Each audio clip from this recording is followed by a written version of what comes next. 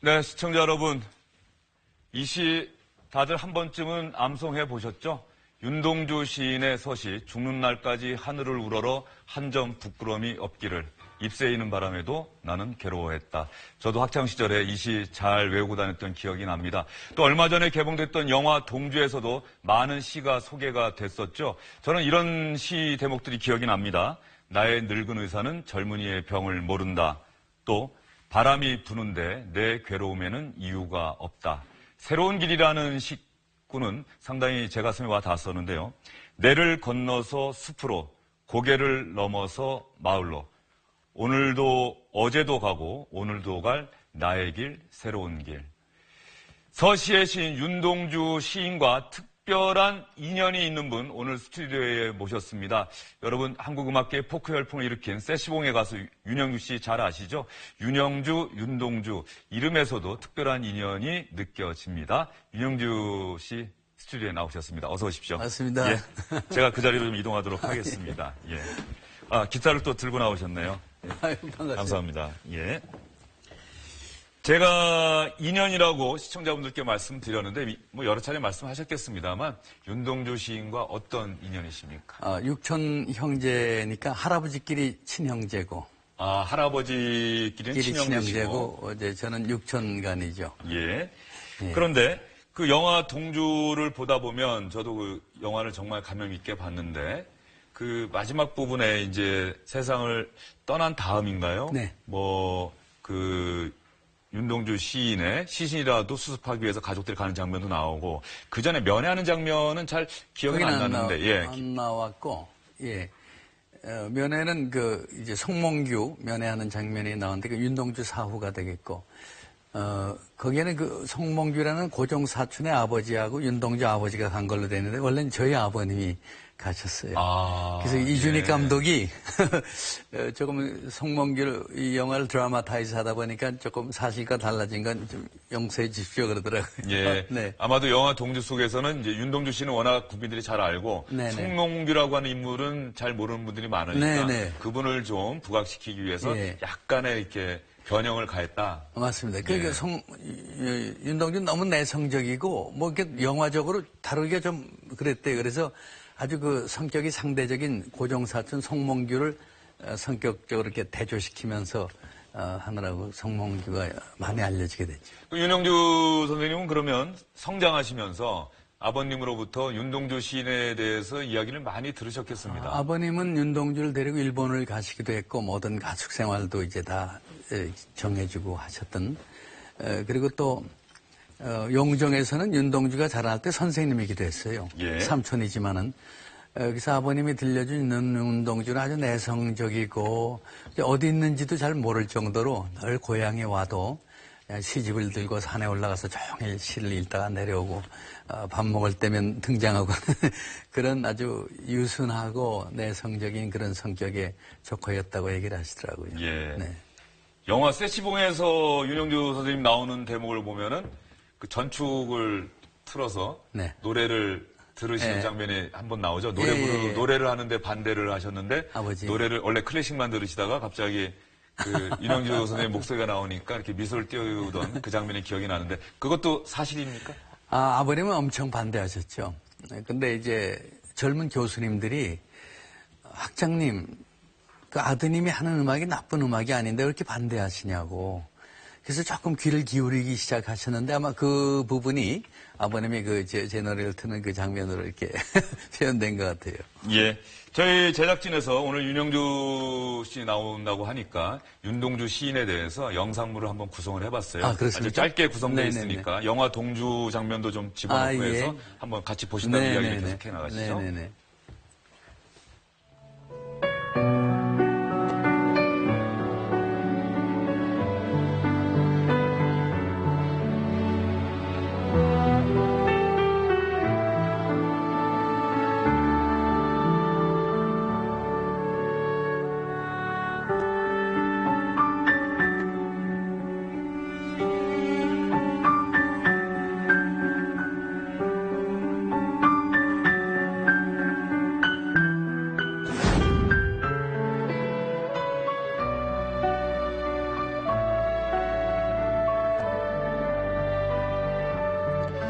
윤동주 시인이 세상에 태어나셨을 때가 1917년 17년 12월 30일이죠. 거의 네. 17년의 마지막 세모에 맞습니다. 태어나셨고 세상을 떠나신 게 1945년 2월인가 2월 16일 날. 예, 네, 광복을 보지 못하고 6개월 전에 예. 전하셨죠. 그리고 그 부분에 대해서 제가 궁금한 게 그러니까 의구심은 갖고 있는데 아직 사실 확인이 안 된 듯한 게 생체 실험을 당했다라고 하는 이야기가 많이 있지 않습니까? 해방 후에 그 일본 교도관이 양심 선언을 했죠. 그리고 그때 밝혀진 것이 거기 한국에 많은 학생들이 또 구속돼 있었는데 구금돼 있었을 때 바닷물을 증유해서 만든 증류수를 영양제라고 속이고 매일 한 대씩 주사를 놨다. 이름 모를 주사를 맞은 거죠. 예. 네, 그것이 바로 종전 직전에 일본에서 벌어진 사건이라고. 네, 지금 아마 윤동주 시인의 묘라고 네, 맞습니다. 생각되는 장면이 영정에 나오거든요. 있는, 네, 그렇습니다. 예, 저희도 당연히 네, 가보셨겠네요. 1년에 뭐 한두 번 이렇게 지금도 매년 한두 차례. 비가 많이 오거나 그러면 이제 때가 쓸리기 때문에 또 잔디를 입히는 걸 위해서도 가고요. 예. 또 우리 아이들 데리고도 가고. 예. 세상을 1945년에 떠나셨으면 벌써 한 72년, 네, 72년이 됐는데 네. 아직까지도 대한민국 국민들이 가장 사랑하고 가장 좋아하고 가장 기억하는 시인, 그 힘, 원동력은 어디에 있다고 보세요? 저희는 일제치하 속에서 언어까지 말살을 당했었잖아요. 이름까지 창씨개명해서 불렀던 그때 유일하게 우리의 국어, 우리 말을 가지고 끝까지 그 시를 썼던 시인이고 또 오늘날 아마 세상에 많은 지도자들이 나라와 민족을 사랑한다고 하면서 정말 자기가 죽을지 모르는 그 죽음의 앞에서도 그 일본 사람들의 회유에 굴하지 않고 부장판사가 설득했대요. 너무 아까운 청년이기 때문에. 근데 그를 거부했던. 그러니까 적어도 죽음이라는 것을 놓고 나라와 민족을 사랑할 수 있었던 그런 27된 청년의 삶이라는 것은 아마 요즘 좀 우리가 좀 따르고 싶은 그런 모습이 아닐까 해서 어떤 그 순수라든가 또 그런 것들이 나라를 사랑하는 내면의 저항 그런 것들이 아마 요즘 다시 좀 이렇게 상기되는 것 아닌가. 예. 윤동주 시인의 서신은 뭐 거의 모든 국민들이 성장하면서 배우고 외우고 했을 것 같고 별에는 밤도 잘 알고 있고 저희 때는 교과서에 자화상이라는 또 시가 있어서 열심히 공부했던 기억도 나는데 저는 그 영화 동주 속에서 새롭게 그 접한 시가 쉽게 쓰여진 시라는 네, 그 대목이 참 좋더라고요. 네, 참 인생은 세상은 살기 어렵다는데 네. 시가 이렇게 쉽게 쓰여져도 되는 걸까 뭐 이런 네, 대목이 그렇습니다. 있었는데 예.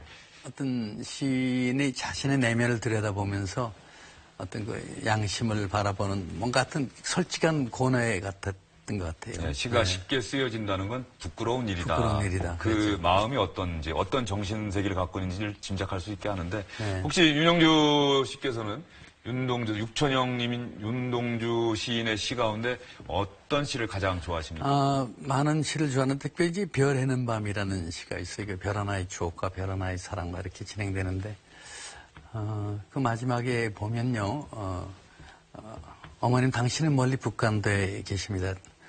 나는 무엇인지 그리워 이 만 별빛이 나린 언덕에 내 이름자를 써보고 흙으로 덮어버렸습니다. 나는 밤을 새워오는 벌레는 부끄러운 이름을 슬퍼하는 까닭입니다.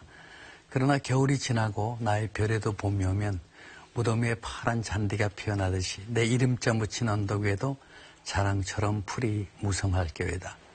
살아생전에 시집 한 번 내본 일이 없는 무명시인이었거든요. 그렇죠. 사후에 예. 3년 뒤에야 시가 나왔는데 그 어려운 우리 역사 속에 제일 추운 겨울 같았던 그때 태어나서 살다가 떠난 신윤동주는 자기는 비록 세상을 떠나지만 어느 날 자기 묻힌 자리에 자랑처럼 풀이 무성할 거라는 예언적인 것을 죽음 앞에서 할 수 있었다는 것은 이 시가 우리한테 주는 게 참 많아요. 왜냐하면 우리가 이제 세상을 떠날 텐데 과연 내가 잠든 곳에 내 생전에 보여줬던 그런 일들이 자랑처럼 풀처럼 솟아날 것인가 하는 그런 어떤 삶에 대해서 다시 들여다보게 되는 그런 메시지가 있는 시 같아서 이 형님의 별에는 밤을 제가 굉장히 좋아하죠. 예. 그 말씀 듣다 보니까 윤동주 시인의 시에는 늘 그 부끄럽다라고 하는 이 표현이 참 많이 들어가는 것 같아요. 그 일제치하라고 하는 그 속에서 그 영화 속에서 나오는 것처럼 같이 독립투쟁을 선봉에 서서 하지도 못하고 맞습니다. 그러면서 목숨을 부지해가고 나는 이 시를 쓸 수밖에 없는 그래서 그런 상황에 대해서 좀 부끄럽다라고 생각하셨던 게 아닌가 싶은 생각이 좀 심지어는 드는데요. 자기 이름이 일본 말로 불려졌다는 것 자체도 그건 자기가 원해서 한 게 아니잖아요. 또 일본 가서 공부를 예, 했으니까요. 했고. 그래서 매일 자기 내면을 보면서 자기의 그 어떤 성찰과 또 부끄러움과 어떤 성숙되지 못한 그런 것들에서 고뇌했던 청년 같아요. 예. 그런데 그 많은 우리 국민들이 기억하는 그 훌륭한 시인분들의 시는 사실 가곡이든 대중가요든 노래로 많이 만들어지지 않았습니까? 그렇죠. 가령 박윤환 씨 같은 경우에는 그 목마와 숙련가요. 지금 그 그렇죠. 사람 이름은 잊었지만 뭐 그눈동자의 술은 내 가슴에 남아있네. 맞습니다. 이게 노래로 알기 때문에 저도 기억을 하고 있거든요. 향수도 그렇고. 그렇죠. 예, 예. 정지용 시인의 향수라는 시도 마찬가지인데 그러면 육천형님의 시를 더군다나 가수시고 또 아름다운 목소리, 청아한 목소리를 갖고 계시기로 유명하신데 노래로 만들 생각은 안 해보셨어요? 정정했던 얘기인데 제가 그 작사 작곡한 곡들이 많이 히트를 했을 때 아버님한테 가서 제가 그랬죠. 형님의 시를 작곡을 해서 부르면 시도 많이 알려지고 좋지 않겠습니까? 했는데 아버님이 한참 침묵하신 후에 하셨던 그 말씀이 딱 한마디 시도 노래다. 딱 그 말씀만 하고 말하셨어요. 그러니까 시도 노래다. 그것도 선율이 있고 리듬이 있고 화음이 있고 단어와 단어 사이에 화음이 있고 그러니까 네 찬란 작곡 실력 가지고 형님의 시를 건들지 말라는 거죠. 예. 그래서 서시라는 시에 작곡을 한 분들이 한 150명은 될 거예요. 근데 어떤 노래도 우리가 기억하는 게 없잖아요. 저도 기억 안 납니다. 예. 그러니까 그 시 이상의 어떤 곡이 없었다는 거고 그 시는 시 자체로 완전했다는 것이죠. 그래서 저는 오늘날까지 동지형님 시에 지금 한 하나도 붙여본 일이 없어요. 예. 그러면 윤동주 시인, 대한민국 국민이 가장 사랑하고 아끼고 좋아하는 윤동주 시인의 탄생 100주년인 올해를 맞아서 육촌 동생인 가수 윤영주 씨가 특별히 계획하고 있을 법한 일이 있을 것 같습니다. 그래서 오는 8월 1일날 이제 어른들 다 돌아가시니까 제가 집안에 제일 큰 어른이 됐어요. 예.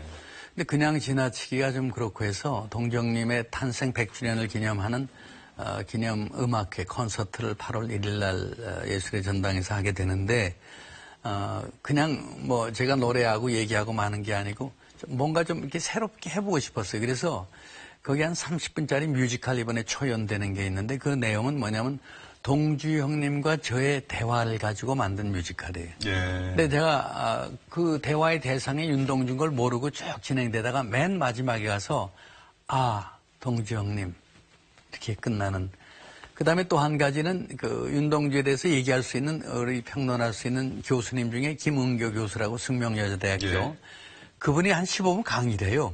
공연 중에. 그러니까 뮤지컬과 또 윤동주에 대한 강의와 그다음에 제 노래와 또 윤동주에 대한 삶의 얘기를 들려주는 그런 얘기들 이런 것들이 어우러진 좀 특별한 공연이 될 것 같아요. 예, 알겠습니다. 8월 1일 예술의 전당이라고 말씀하셨는데 네, 네. 윤동주 시인을 정말 좋아하시는 분들이 이 공연 가서 보게 되면 정말 뜻깊은 시간이 네. 되지 않을까 싶고요. 그리고 윤영주 선생님께서 직접 시에는 곡을 못 붙였지만 육천형님을 생각하면서 만든 노래가 있다고 들었습니다. 해방되고 나서 그 중국 땅이 공산화가 되면서 44년 만에 제가 동정님 묘사 앞에 가서 예. 섰을 때 무덤 앞에서 만든 노래. 예, 그러면 제가 시청자분들께 좀 이렇게 기타 반주는 좀 계속해 주십시오. 시청자분들께 좀 마지막 인사드리고 나면 이렇게? 그때 우리 윤영주 네. 선생님의 그 노래를 들으면서 한 2분 정도 들으면서 주영진의 뉴스 브리핑 네, 마무리하도록 네. 하겠습니다. 네, 시청자 여러분, 주영진의 뉴스 브리핑 오늘 순서는 여기서 마무리하겠습니다.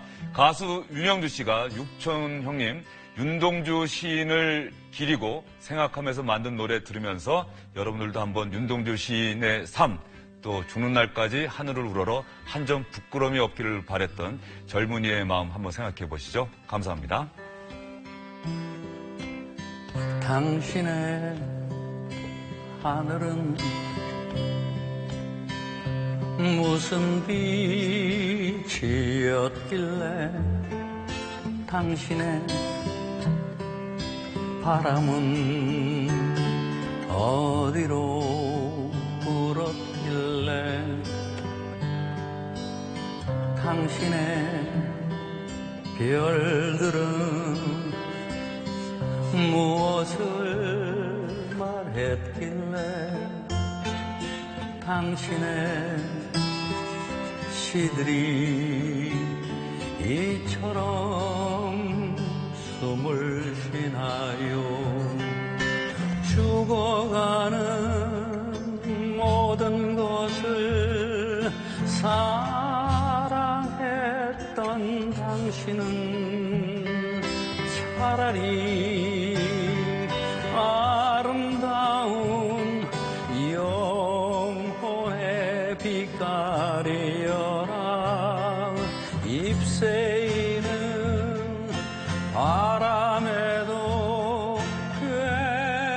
괴로웠던 당신은 차라리 아름다운 생명의 빛깔이여라. 당신의 땅, 당신의 자리에 하늘이 날이네, 별이